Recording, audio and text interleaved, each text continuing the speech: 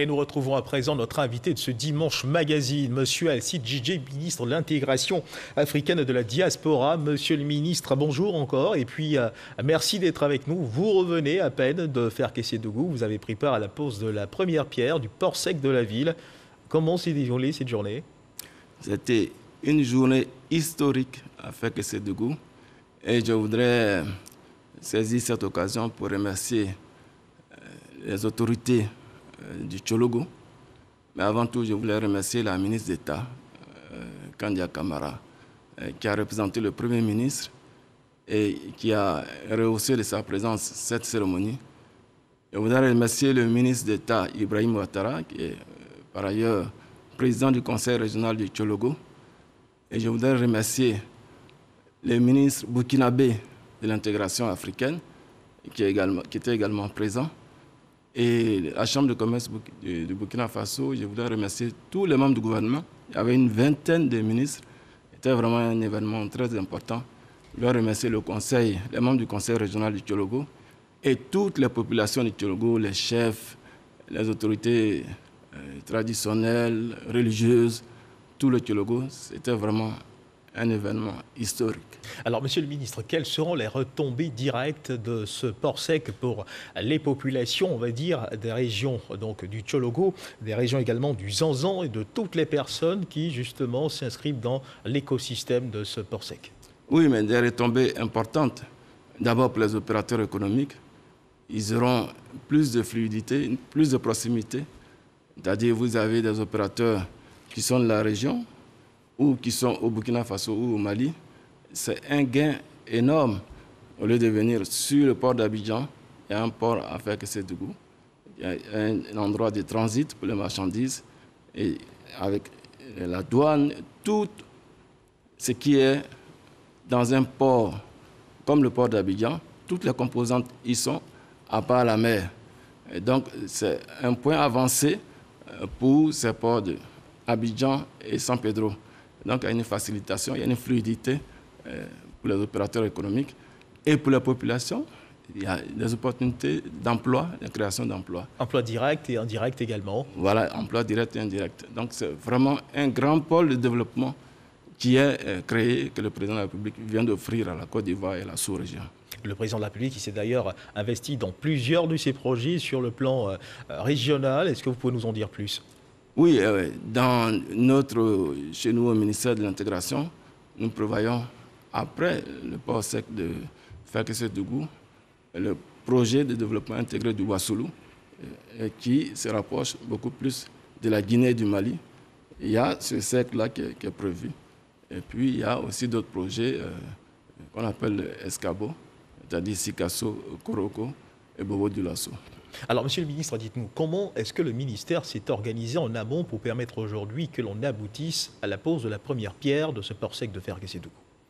Oui, vous savez qu'en 2013, il a été confié au BNET une étude de faisabilité de ce port sec. Ensuite, il y a eu des missions à l'étranger, en Chine, en Afrique du Sud, au Kenya. Et donc, pour modéliser le port, et c'est après tout cela qu'il a été décidé de la construction du port sec. Et maintenant, il y a la partie financement. Et il y a eu un accord, une recherche de financement. Vous savez que le port sec fait 250 milliards auprès des banques chinoises. Et la Côte d'Ivoire a une participation 15%. Et donc, le total fait 250 milliards. La Côte d'Ivoire participe pour 38 milliards. Et justement, la ville de Késédougou, selon les informations que nous possédons, n'a pas été choisie de façon fortuite. Cela répond à un besoin stratégique, on va dire. Est-ce que vous pouvez nous éclairer? Késédougou a une position stratégique, effectivement, à 600 km d'Abidjan, à 600 km de Bamako, à 600 km de Bobo Dioulasso, de Ouagadougou plutôt. Et donc, et ensuite, il y a la voie ferrée qui passe par Késédougou. Vous savez que c'est un port multimodal. Multimodal, c'est-à-dire le mode de transport peut être routier, peut être ferroviaire à partir d'Abidjan, à partir des différents ports. Là, dans ce cas, Késédougou a été préféré parce qu'il y a la voie ferrée et il y a la route. Donc, Ferkessé-Dougou avait vraiment une position stratégique. Alors, pour en savoir davantage sur ce port sec, suivons ensemble cet élément de Cheikh Koné. Le projet du port sec de Ferkessé-Dougou est désormais sur les rails. Ce vendredi 21 mai 2021 est un jour mémorable pour les populations, les cadres et les élus de la région du Tchologo. Ils bénéficieront ainsi dans un peu plus de 30 mois de l'un des premiers ports secs de l'Afrique de l'Ouest. Mais c'est quoi un port sec? C'est un espace géographique sans accès à la mer qui sert de transit ou d'arrivée des flux de marchandises dans le cadre du commerce entre les États et de relais aux ports maritimes classiques. Dans le cas d'espèce, ce port sec permettra de décongestionner les ports de San Pedro et d'Abidjan. Bâti sur une superficie de près de 732 hectares, soit l'équivalent de 104 stades de football, le port sec de Korogo disposera de 3 composantes à savoir un terminal pour l'import et l'export, un dépôt d'hydrocarbures, un marché à bétail et un abattoir.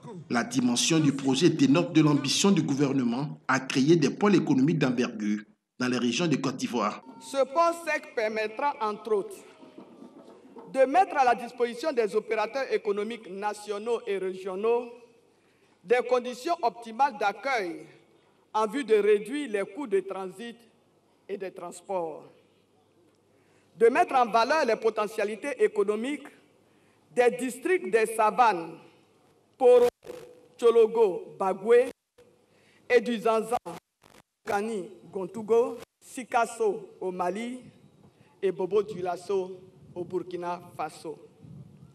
De rapprocher les ports maritimes, notamment le port autonome d'Abidjan et le port autonome de San Pedro, de ses partenaires de l'Interland.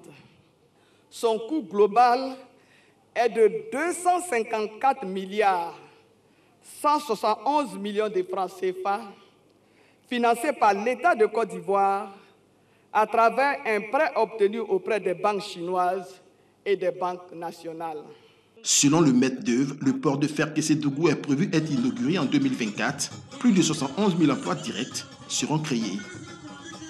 Alors, Monsieur le ministre, on l'a entendu dans cet élément de Cheikh Koné à l'instant, le port sec de Ferkessé-Dougou, autant pour moi, va couvrir 732 hectares, soit l'équivalent de 104 stades. C'est immense en termes d'espace à occuper. Cela suppose forcément des mouvements de population. Est-ce que des dispositions ont été prises en amont pour permettre justement le recasement de ces populations sur des territoires bien définis? Oui, bien sûr, il y a à peu près un peu plus de 7 milliards de francs CFA qui sont prévus pour recaser la population. Des constructions seront faites pour recaser la population et pour permettre les indemnisations. Donc cela a été prévu et les indemnisations ont déjà commencé pour certains. Donc il n'y a aucune raison de s'inquiéter au niveau des populations, elles n'ont aucune raison de s'inquiéter, elles seront indemnisées. Oui, elles seront indemnisées, ça a déjà commencé et nous allons continuer les indemnisations et faire des logements pour les populations qui ont été déplacées. Alors une autre question qui nous interroge, eh bien, cette expertise pour la réalisation justement de ce port sec nécessite la participation d'entreprises chinoises. Est-ce que des entreprises locales sont justement associées à ce projet? Si oui, à quel niveau d'implication? Bien sûr, des marchés seront passés par ceux qui ont gagné le marché, c'est-à-dire l'entreprise chinoise complète. Mais toute la sous-traitance est faite par des entreprises ivoiriennes et donc ce sera entre Complante et ces entreprises selon des critères bien précis. Donc les entreprises chinoises et les entreprises ivoiriennes plutôt vont bénéficier dans ce projet, vont être des sous-traitants pour la construction du port sec et bien sûr l'expertise ivoirienne, notamment le BNET, qui va contrôler les travaux pendant les 30 mois, parce que les travaux vont durer pendant 30 mois. C'est cela. Et donc le port sec sera livré au premier semestre de 2024. Pouvez-vous nous donner l'assurance que ce sera respecté, je veux dire, le délai de livraison de ce port sec en 2024? Parce que beaucoup de projets, en ce moment, connaissent une certaine lenteur. Est-ce que vous pouvez nous assurer que ça se sera livré à temps? Non, de toute façon, les perspectives économiques sont bonnes. Vous savez qu'il y a eu un ralentissement de la croissance. En 2020, nous avons eu 1,8% de taux de croissance pour la Côte d'Ivoire en raison du Covid. Il était prévu autour de 6 à 7%. Mais là, nous rebondissons pour 2021. Les prévisions nous amènent à 6,5%. Donc c'est dans ce contexte économique que le port sec va se construire pendant les 30 mois. Donc il n'y a aucune raison de s'inquiéter et tout va bien se passer. Alors à côté on a vu dans les reportages qui ont été faits sur ce port sec, on a vu la joie des populations qui ont émis énormément de vœux. Qu'est-ce qui vous a le plus étreint dans ce que les populations ont communiqué comme vœux autour de la construction de ce port sec? Non, c'est surtout les jeunes. Nous avons vu beaucoup de jeunes gens pour qui l'espoir est né. Est-ce que vous savez que la construction de ce port sec, qui est un projet structurant d'envergure, va nous permettre de lutter également contre le terrorisme et le banditisme. Parce que les cibles utilisées par les organisations terroristes sont les jeunes, et ce sont ces mêmes cibles que vise le recrutement autour du port sec et toute la vie qui va se mener autour du port sec. Toutes les infrastructures qui vont se construire, les hôpitaux, les écoles, les universités, etc. Tout cela va en direction des jeunes. Et donc, j'ai été vraiment ému. J'ai discuté avec beaucoup de jeunes gens pour qui l'espoir renaît. Vous savez que vous êtes peut-être trop jeune pour savoir qu'à l'époque, il y a eu de grands projets structurants. En Côte d'Ivoire, l'AVB, pour la vallée du Bandama, autorité d'aménagement de la vallée du Bandama, qui a permis la construction du port du barrage de Kossou. Ensuite, il y a eu l'ARSO, presque de façon concomitante, qui a vu la construction du port de San Pedro. Ça a été des projets structurants qui ont été faits, qui ont amené beaucoup de monde à San Pedro. Il y a eu des migrations importantes. Et avec le port sec, c'est l'inverse qui se produit. C'est-à-dire, au nord de la Côte d'Ivoire, un grand projet structurant. Cela va stabiliser la migration du nord vers le sud. Et même à un moment donné, ce sera inversé, parce que les populations viendront du sud pour aller vers le nord. Et ça va décharger, ça va décongestionner toutes les infrastructures du sud pour vraiment le bien-être et un accroissement de l'activité économique des Ivoiriens. Alors, une des questions que se posent certainement ces jeunes, c'est de façon pratique, comment est-ce qu'ils seront associés à ce projet? Est-ce qu'on tiendra compte de leur niveau d'études, de leur qualification pour les recruter? Quels seront, par exemple, soit dit en passant, les critères sur lesquels ces jeunes seront recrutés pour justement apporter leur contribution au développement de leur région? Non, on se basera sur les critères habituels. C'est-à-dire, on tiendra compte dans les domaines d'activité, dans les secteurs d'activité, des compétences des uns et des autres. Ça ne va pas changer. Mais vous savez qu'en Côte d'Ivoire, il y a aujourd'hui un bon stock de jeunes qui est à la recherche d'emploi. Et je pense qu'il n'y a pas d'inquiétude à se faire à ce niveau. Tous les jeunes qui ont les compétences seront recrutés, mais il y en a pour tout le monde. Ça part des ouvriers jusqu'aux cadres. Et donc, il n'y a vraiment pas de problème à ce niveau. Et ce projet, vous le disiez en ouverture de cet échange, est un projet cher au président de la République, Alassane Ouattara, pour la région également. Est-ce que vous pourriez nous donner quelques précisions là-dessus? Vous savez, en termes d'impact, bien sûr. Oui, en termes d'impact. Vous savez, il y a une philosophie générale dans toutes les organisations internationales aujourd'hui. Il y a des réformes qui sont en cours pour que ces organisations ne soient pas des organisations marquées par une trop grande bureaucratie. D'accord. Toutes les réformes qui ont lieu au niveau des Nations Unies, de l'Union africaine et de la CEDEAO visent à avoir des organisations proches des peuples. Vous entendez souvent parler d'une CEDEAO des peuples.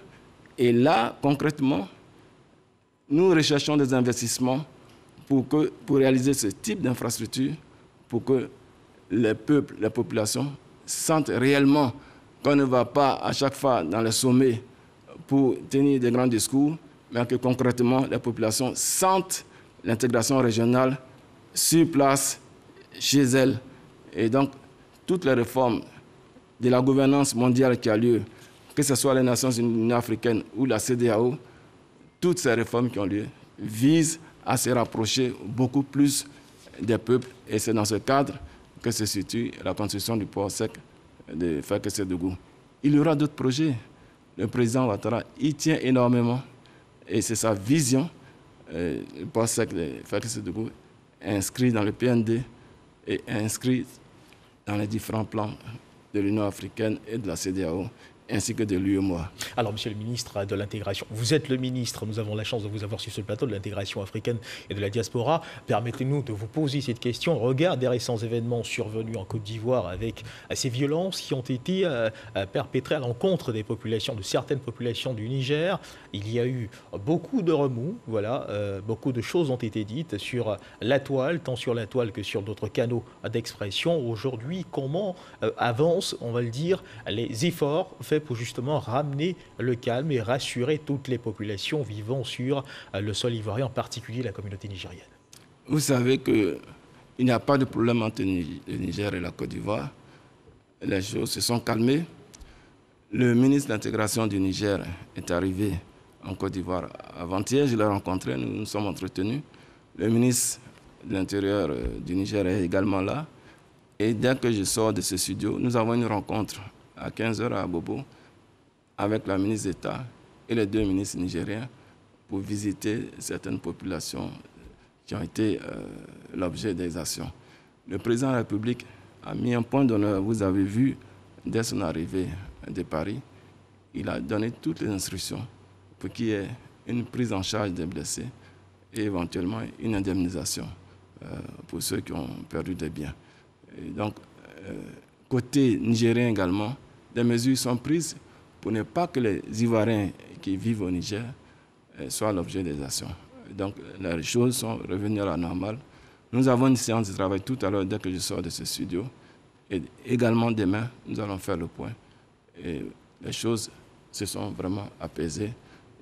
Je saisis cette occasion pour féliciter le gouvernement qui met un accent particulier à lutter contre la cybercriminalité. Parce qu'il s'agit bel et bien de cybercriminalité.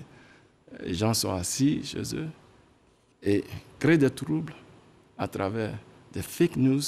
Ce n'est pas acceptable.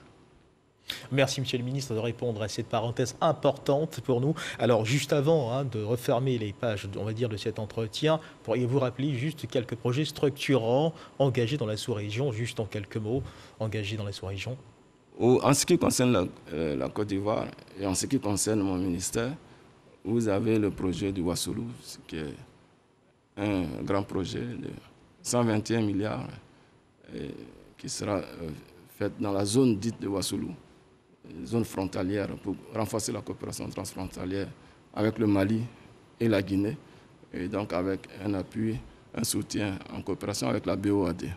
Donc pour l'instant, c'est ce qui est prévu dans notre plan, mais il y aura d'autres projets structurants, d'autres projets importants.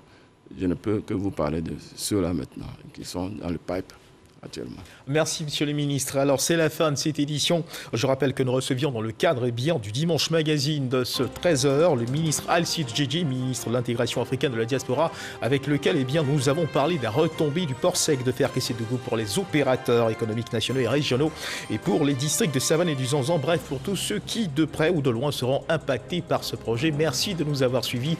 Agréable début d'après-midi. Dieu garde la Côte d'Ivoire.